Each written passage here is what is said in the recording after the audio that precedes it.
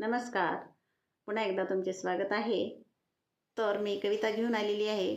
कविता कशी आणि कुठे आठवते आणि कुठे लिहिली जाते ह्याचं काहीच खरं नसतं. ते कुठं पण आहे सुचते आणि कुठं पण लिहिल्या जाते आणि ते कवी लिहितो. आणि तेची जर कविता इतर मुलं कोणी खेळताना बागडताना जर गात असतील तर त्या कवीला जो आनंद होतो तो तर सांगणं शक्यच नाही. तर असं मला सुचलेली कविता आहे. तर ऐका, कवितेचं नाव आहे कविता आली.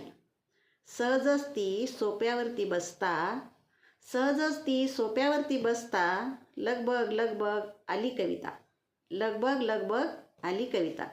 सर सर सर सर लिहिते Savita, sir sir sir sir लिहिते सविता, शब्दा शब्दांची गुंफन करता, शब्दा शब्दांची गुंफन करता. तयार झाली मग सुंदर कविता, तयार झाली मग सुंदर कविता. रोज बागेमध्ये फिरता फिरता, रोज बागेमध्ये फिरता फिरता, फुलपाखरे भोवती बागडता, फुलपाखरे भोवती बागडता. चंचल हसरी मुले खेळता खेळता, चंचल हसली मुले खेळता खेळता. तालासुरात सारे गातात कविता, तालासुरात सारे गातात कविता. फार आनंद होतो कवीच्या चित्ता, फार आनंद होतो कवीच्या चित्ता.